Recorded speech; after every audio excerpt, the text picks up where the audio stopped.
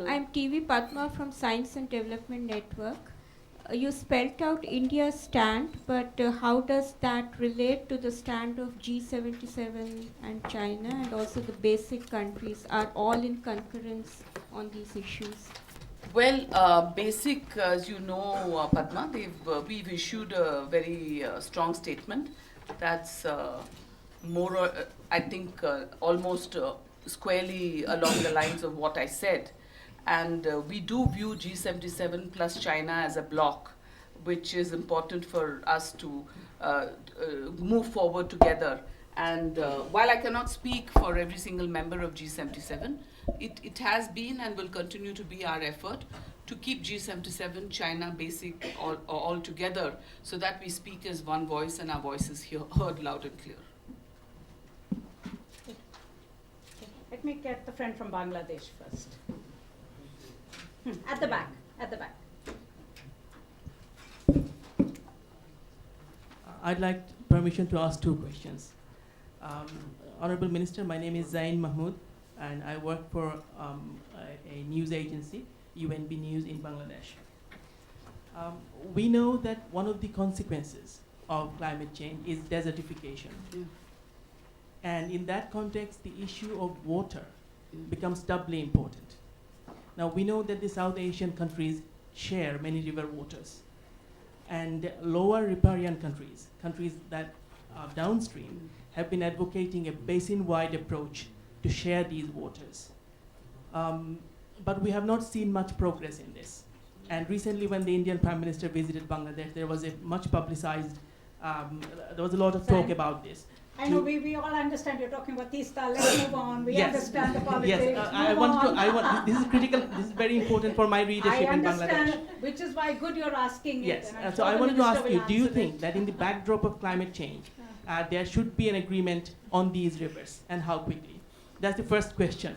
The second question is that you said that the historical perspective should be made clear all over the world. I asked this question to Sunita ji yesterday, that there are a lot of climate skeptics in the world still.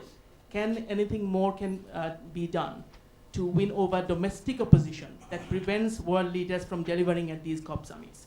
Thank you. Well, to answer the first question first, I don't think your question is in the backdrop of climate change talks. I think it's a very political issue. Water sharing is a very political thing. Lower riparian states within the country also have their own point of view. So these are issues which our water resources minister and our prime minister and your prime minister will decide upon. I am not certainly not mandated to speak on to the sharing of river waters. So I can't possibly answer that question. The second, the climate skeptics. Yes, of course there are climate skeptics. Within this, being such a close neighbor and friend, you know how articulate, which is a very subdued way of putting it, our parliament is. So we are extremely loud in voicing our views, and we disagree on a lot of issues with our friends in the opposition. But if there's one issue that more or less unites all of us, that is this issue of climate change and the kind of stand that we should take.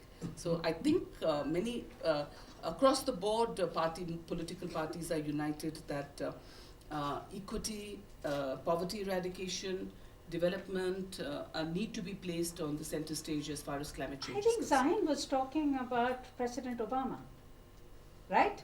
And why he is not taking action, and what do we do about President Obama and why he's skeptics. Okay. Well, that is there. Well, I think what you're doing here, what all of you are doing here, is the real answer. You know, if you put the facts and figures before those skeptics, I think we should be able to convince them that hold up a mirror to what you're doing and take the talks forward. I think the answer lies in doing this research. Getting our facts straight and taking it to them, and then they listen. They certainly know what we are talking about. It's just that they choose not to hear. Or they hear, but they choose not to listen. And when you're talking about, I know that America's stand has always been that you can't pass it through our Senate. Well, all of us have parliaments and constituencies, and this is our answer. But if the world has to move forward in an equitable way, I think we have to keep talking. Okay. Yes. Madam Minister, I have come from Chhattisgarh, and there are several states in the country which has a disproportionately extra forest coverage as compared to some other states of the country. These countries, they continuously suffer blockage from different departments for developmental projects, for industrial projects, and people in these states feel that they are at a loss to protect such a green coverage. So is there any ideological strategy or policy to compensate these states for maintaining this forest coverage at the cost of their own possible potential profit of some kind?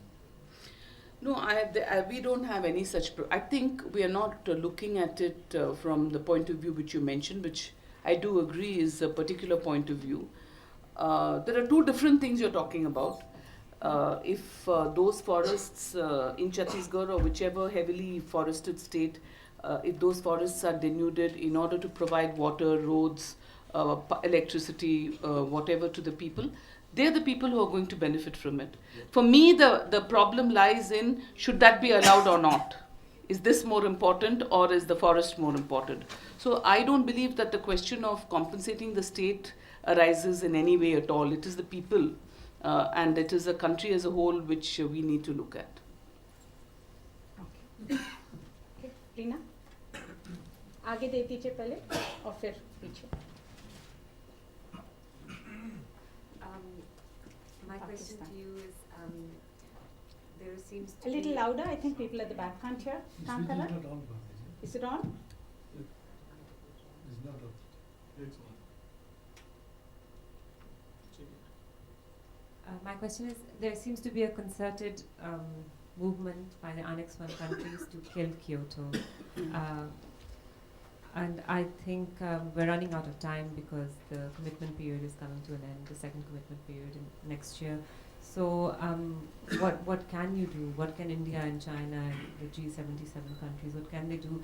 I mean, Japan is flatly refusing, and I think the only bloc is the European Union, which is showing some signs of wanting to continue it. But ultimately, isn't it up to them not to sign, or not to renew it? And if they just choose not to do it, what can you do? It is ultimately up to every country, clearly. That is why we need to talk. But I think this is the only rules and science-based architecture available.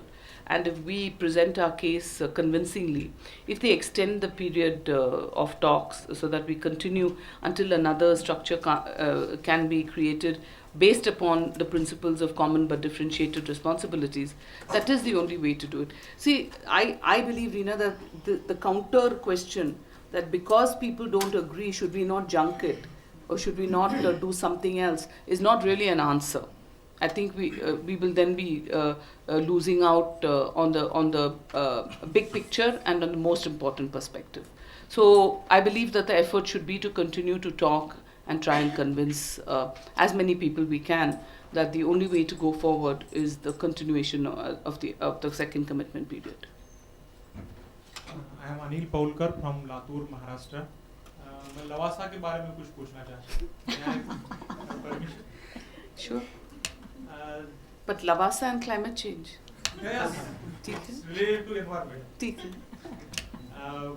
मैं ऐसा पूछना चाहता हूँ कि आपके पहले जो portfolio संभालते थे, उन्होंने कुछ सवाल उठाए थे लवासा के बारे में. जी. लेकिन जैसे वो कुछ फेरबदलाव हुए मंत्रिमंडल में, कैबिनेट में, और आपको वहाँ पे महाराष्ट्र के लोगों का ऐसा लगता है कि आपको वहाँ पे प्लान किया गया था, और उसके बाद जैसे ही आपने वो पोर्टफोलियो संभाल लिया, वैसे ही लवासा का प्रॉब्लम सॉल्व हो गया और कुछ दिक्कत नहीं हुई. वहाँ पे इजीली परमिशन दे दी गई. 4 दिन पहले उसका ऑफिशियली डिक्लेरेशन हुआ.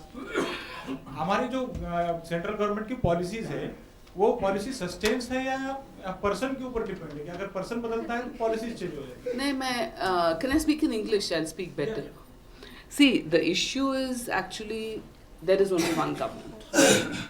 and it doesn't matter whether it was. I did exactly what my predecessor had laid down.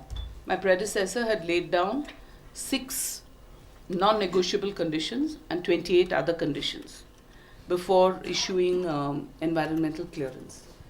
If you remember, perhaps you've forgotten, if you remember about a month ago, I had refused to give the clearance, saying that all the 6 conditions have not been met.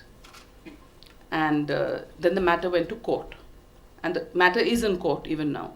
And the courts gave me a deadline, which was last week, by which I should pass an order. And the one condition which they had not fulfilled was that the state government should prosecute Lavasa for environmental violation. Once the state government of Maharashtra had given us in writing, this is the complaint number of the case which was filed in the Pune CJM, and the prosecution was started. Then the court deadline came upon us, and thereafter, since the expert advisory committee established by my predecessor had already accepted and cleared it, there was really no option under the law but to give them the environment clearance. So there is only one policy, only one government, doesn't matter who the minister is. Okay, good. Let me come to this side. I'll come at the back as well.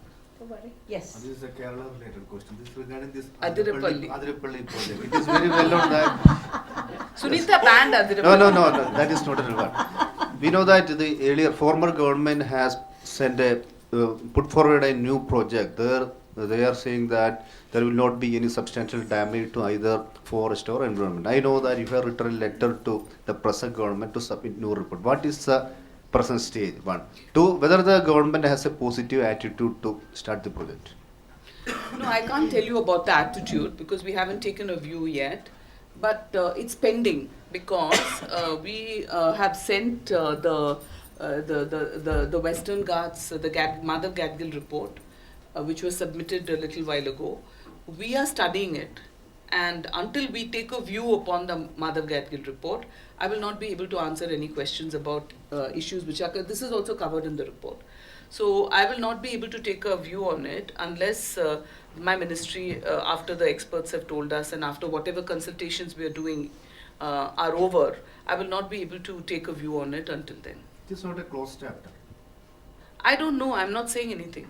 I'm saying I'm not going to take a So what view. you're saying, Minister, as I understand it, is that the report is front of you, and Yeah. you're studying the report, which includes Adi- reference to Adirapalli, this project. Yes. And it's when you have taken a decision on Yes. the report that you will be Yes. able to take a decision on Yes. the project. Yes. Okay? Yeah, let me finish this table, then I have the table at the back, then I'll have that, and then I'll move back. I'm sort of doing it scientifically, as you can see. Madam, I am Rajagopal from Andhra Pradesh. I am not asking about Polavaram. I am going to directly Durban. Madam, developed countries are escaping from historical liability. On the other side, we are not accepting that legally binding act. This type of our decision, really to whom it is useful?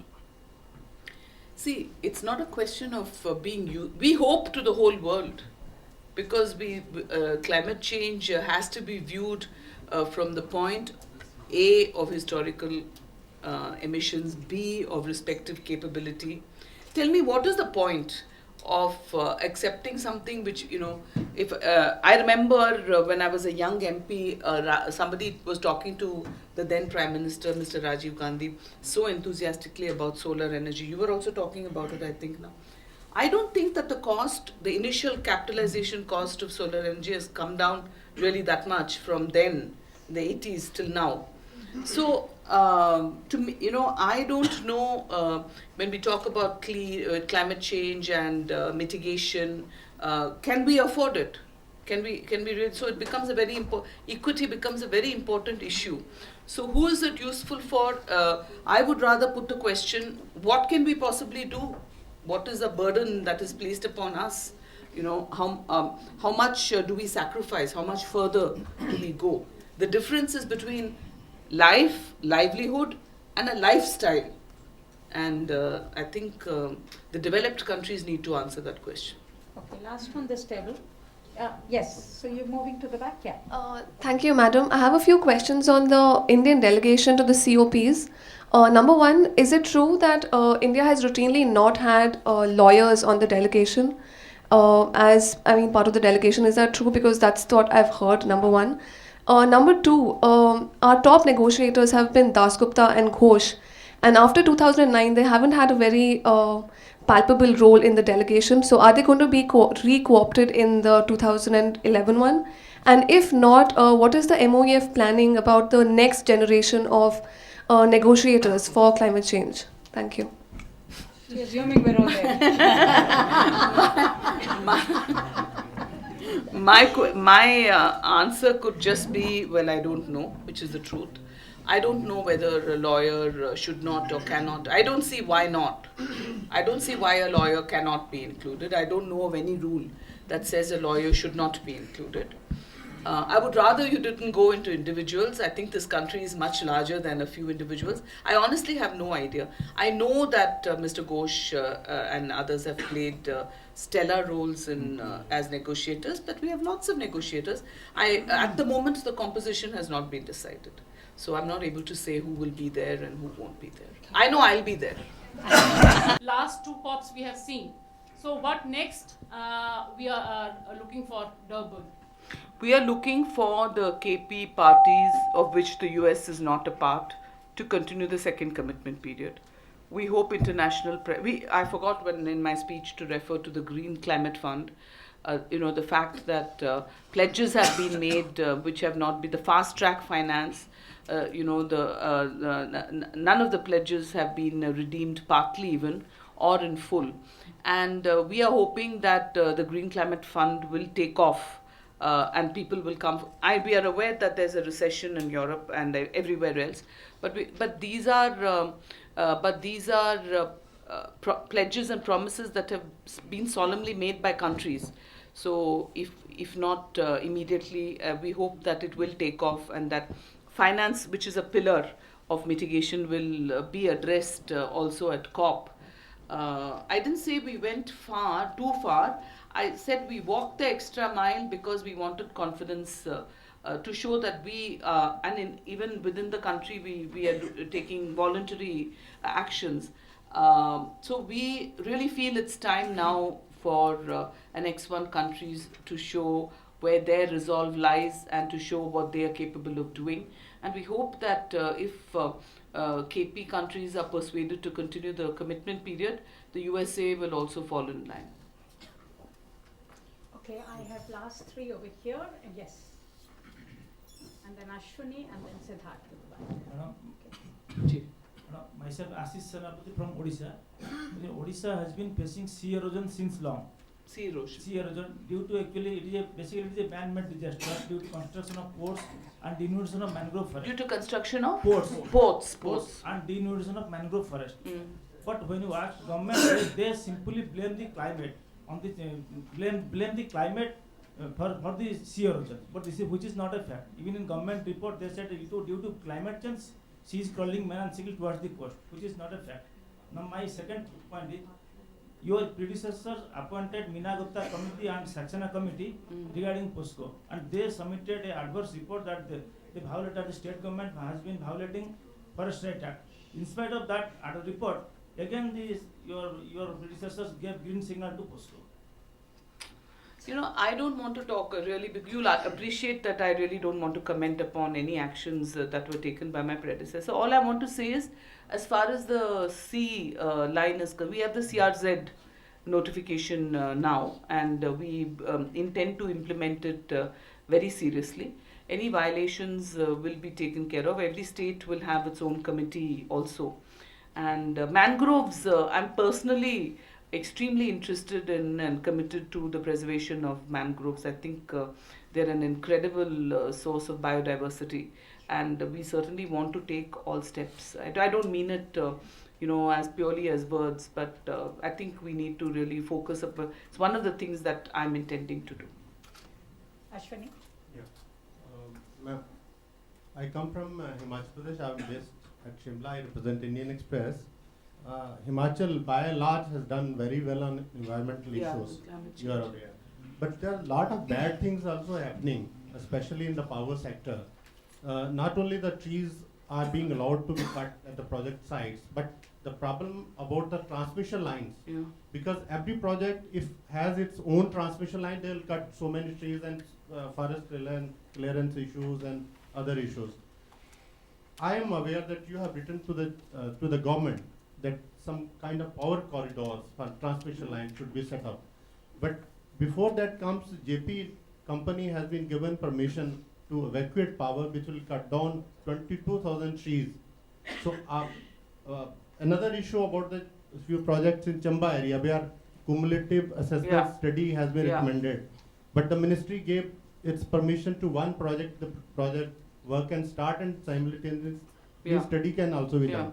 I would like to have your response on two issues. No, what is the question? But I don't know. Power corridor. No, transmission. that we've written. See, transmission lines, if it is for defense purposes and so on, we automatically give. If it is for companies, private sector, if it is for private sector, I do personally, I suppose the FAC and I personally do apply very stringent guidelines. I can't say a blanket no to everything, but I do apply stringent Minister, guidelines. if I can just interject here, because I also actually, when I went to Himachal, this issue had come up. There is a need for a central government policy, maybe not from your ministry, but certainly from the Ministry of Power. We do need a central government policy for power corridors, transmission corridors. Because what's happening right now is everybody is coming and making their own projects and then coming up and asking for clearance for their own areas. Now, what I understood when I met the power secretary in Himachal, that there is a lacuna in the central law. So perhaps what we could do is to write to you and explain it, then I can. and then maybe we can take it up with I the think power it's a very good ministry. idea. Few projects are coming in the high altitude area, Lahore Spiti and all that. And if every project draws its own transmission line. No, that's a very good point. I will certainly take it up at a larger level. And the second is the cumulative. You know, the cumulative impact study, this was a decision which already earlier 3 projects were cleared and recently 1 was cleared. The issue being that everything was set up and there was actually agony. This is one of the balanced decisions that we make. The Chief Minister and the legislature were of a very strong view that electricity is something that's absolutely vital for the growth of Himachal and these projects. And they would personally, the Chief Minister and said his government would personally guarantee that whatever the conditions of after the cumulative impact study comes, whatever conditions were laid down would be strictly adhered to. And it was only after that actually my predecessor gave permission for 3 and I passed on the permission for 1 project. It was only based upon that balance. I would rather wait, but if power and electricity are so crucial, it's one of the decisions that you make. Siddharth. Ma'am, jumping back to the subject of climate change, in the past fortnight, the ADB Development Bank had actually told both India and China to play a larger role in rescuing the euro. So whether you like it or not, both India and China play a big role in the world economy. So you talked about going the extra mile. In fact, every year while both India and China try and get the rest of the developed worlds to end up on what they've committed on Kyoto and whatnot. Do you now feel that there's also an increasing pressure from the developing world looking at both our economies to do more? So is it tough as a minister for you to try and answer both constituencies, both the developing world as well as trying to get the developed world on board? So how tough is that? Because I know lots of colleagues are from neighboring countries, and I'm sure they look up to both India and China in that regard. It is true that the emissions, not India, of China are high, but then the issue of historical stock of emissions is something that I passionately believe in. And I think India at least, we have a right to grow. It's like I keep on saying, it's not about a lifestyle, it is about livelihood. I don't think that you can compare unequals. There can be no equality among unequals. I think therefore that we are looking at it from a completely different perspective. I forgot the second question, Siddharth. What was the second question? Ma'am, the question being the fact that we've gone the extra mile is what you said. Yeah. So a lot of developing nations also look towards both India and China as neighbors to perhaps take that lead. And have we committed? Have we gone the extra mile? So is it going to be tough now to try and get convince both the developing world that we are doing enough, while of course getting the developed world to actually start, delivering on many of the promises that they had made, but they haven't delivered on for many Yeah, years. I think we have to keep on trying. As far as the developing countries are concerned, I think not just India, China, many countries have really walked the extra mile. They have agreed in some form or the other to their own actions, internal actions. And as far as Annex 1 countries are concerned, I think we just have to keep talking. Raju Naik from Hello. Goa. I'm from Goa. I'm Raju Naik representing Lokmat. Justice Shah is investigating on the mining in Goa. Obviously, he's going to find Andhra, Polavaram, Maharashtra, Lavasa, Goa. he's going to find some irregularities. So are you going to ban mining like Bellary? See, Supreme Court banned mining in Bellary. Then you have also the responsibility No, of. I don't have actually any particular facts before me at this point of time. If anything comes before me that requires action, I won't hesitate to take it. At least you are going to pursue the policy of Jairam Ramesh of moratorium on the new mining. Pardon? Jairam Ramesh has pursued a moratorium on the new mines. We've not changed it. We've not changed it yet. Okay. Yes, go ahead. Ma'am, I come from the north. I come from the northeast. Just two short questions. One is there any engagement with states of the northeast regarding any study or project maybe on the effect of climate change on biodiversity? That is one question, because we find it absolutely hard to find these things out from the departments there. And the other thing is the staff pattern in Manas National Park and in Kaziranga National Park is something worrying that we have seen from close quarters. And the frontline people, they're aging. Are you aware of these facts, and would there be any interventions coming in the near future? Thank you. To answer the second question first, there is an issue. We are constantly reviewing training of our forest corps, of the frontline officers at the national parks, and sometimes safety measures for them, other issues. We are constantly reviewing it. It's a matter of anxious concern. We are looking at it. We are very conscious of it. The second question was about biodiversity. I think, I don't know what you found out over there, but we are very conscious of the biodiversity. Our National Biodiversity Authority is very conscious. We are in fact mapping the incredible biodiversity. It's not possible to finish it in any length of time. But we are indeed aware of it, and even more activists are members of our National Board for Wildlife, who are who are very aware of issues in the Northeast, and we keep discussing those issues. So we are. The point was the effect of climate change. Any study? No, not yet. Okay, gentleman from Bhutan.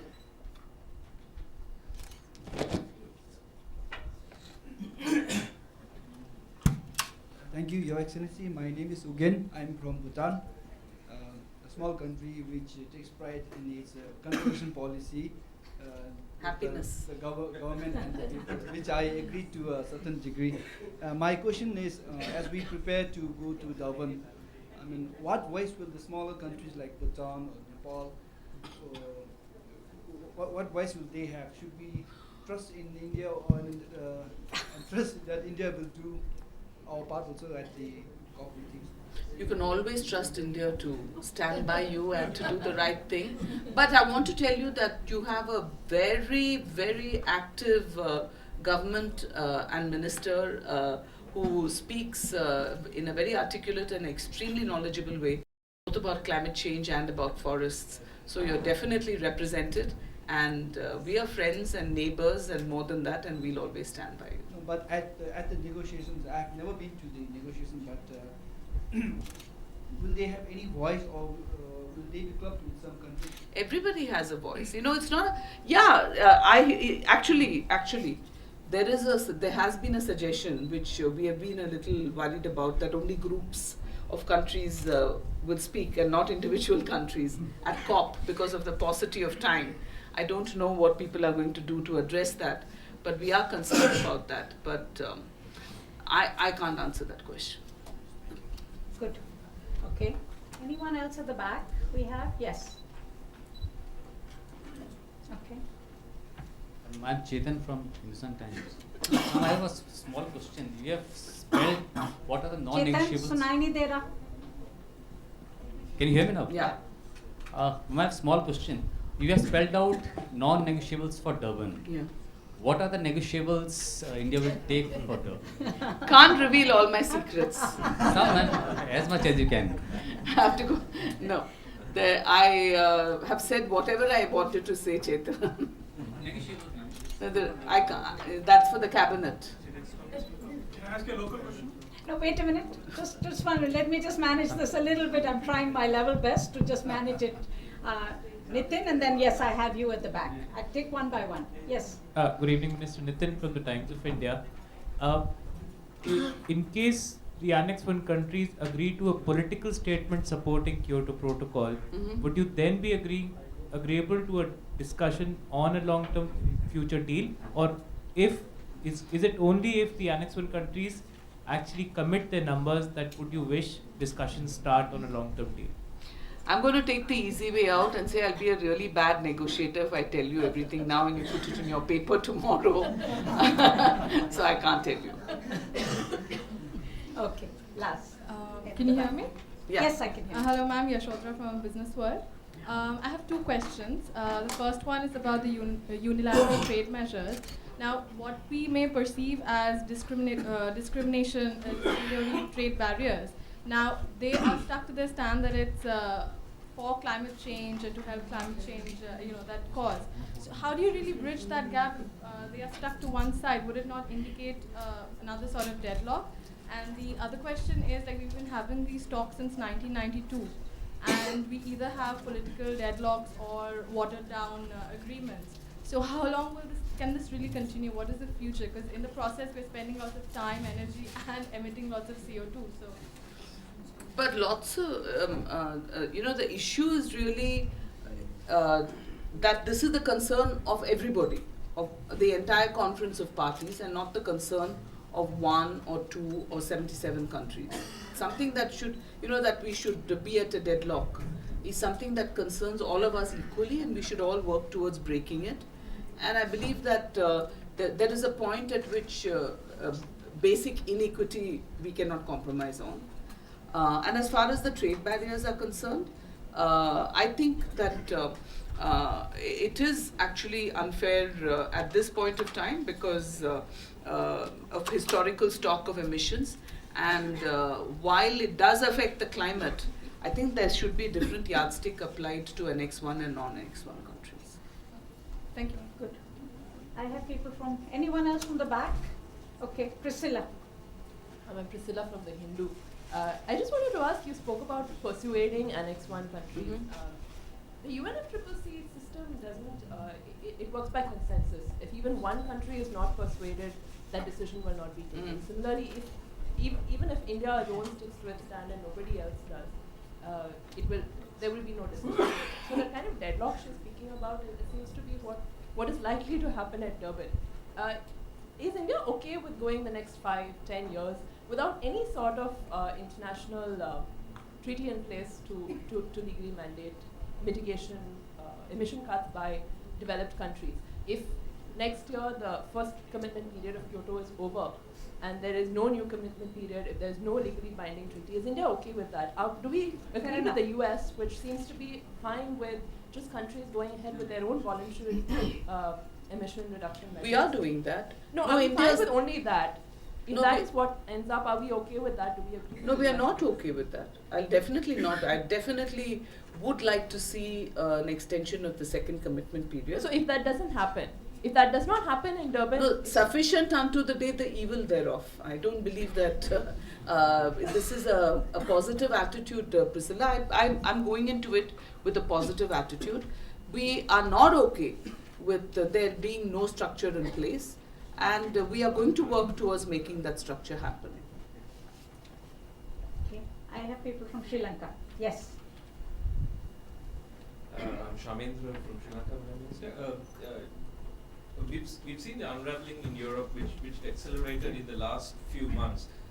You outlined for us the 3 positions that India would like to take, and my first question is, seeing what has happened since in the last 2 months in Europe and the potential that may lead to contagion across the Western world, have you in any pragmatic sense sort of reduced the sort of expectation you have for a second round of commitment or for the Green Climate Change Fund as a negotiating team? I'm not asking you to reveal your position, but I mean, are you being, and I have a second question, in the G77 plus China grouping, do you see any particular South Asian related aspects of climate change that you think we need to highlight?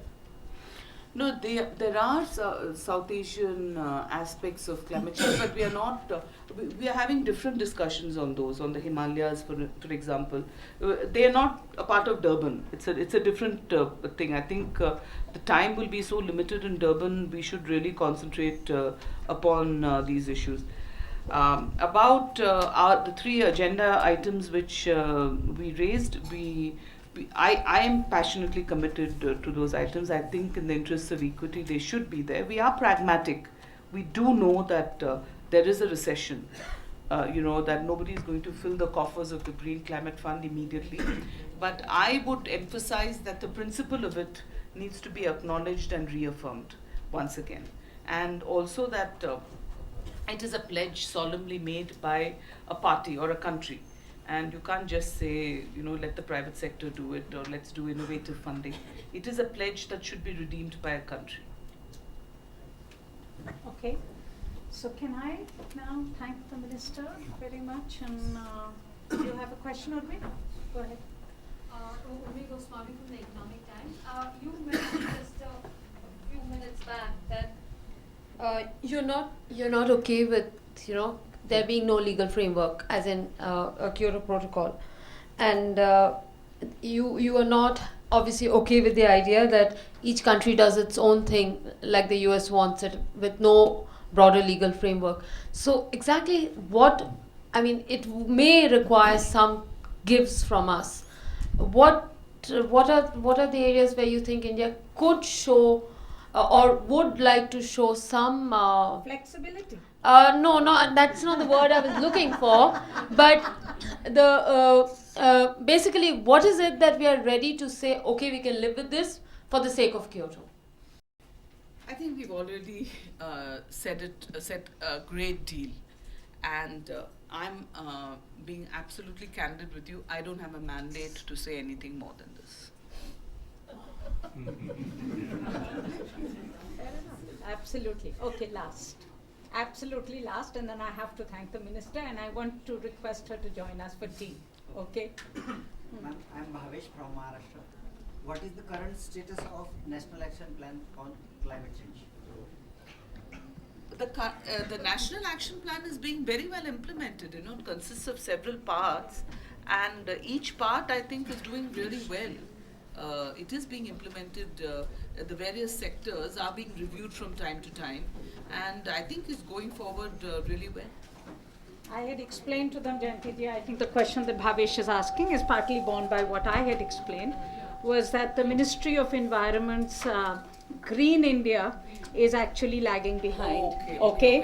And that of the 8 missions, the one mission that has still not been finalized by the Council is actually, ironically, the Green India mission. It's not final, Rashmiji. You had asked for 1 year and you have agreed to come back to the Prime Minister's Council to get it cleared. So it is not final. Ma'am, this is forest year. It is not final, Rashmiji. And I think it's something that your ministry should correct very quickly. So we have received the letter from the Prime Minister's office. No, they have. The last monitoring reports that I have seen, the Green India mission is still a question mark. So I think we need to sort it out. If it is final, then we need it in the public domain and we need to know what you're doing. Okay? So, sorry, Minister. No. But I think this is something I was briefing them about. So, it was generated from mine. So, let me thank both the Minister and the Ministry for, and particularly the Minister. We're really honored that you came.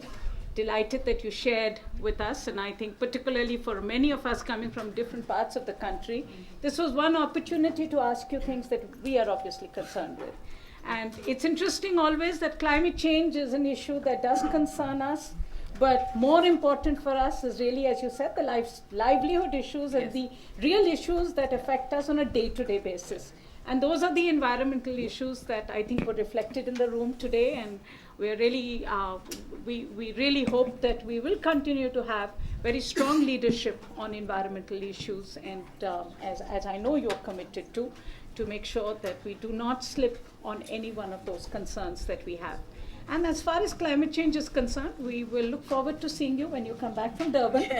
And we look forward to hearing from you how you have managed to fight off what is clearly a very tough job in front of you. And we very much hope that you will come back with a lot of wins. With a lot of help from all of you. You're going there on all our behalf. So thank you very much.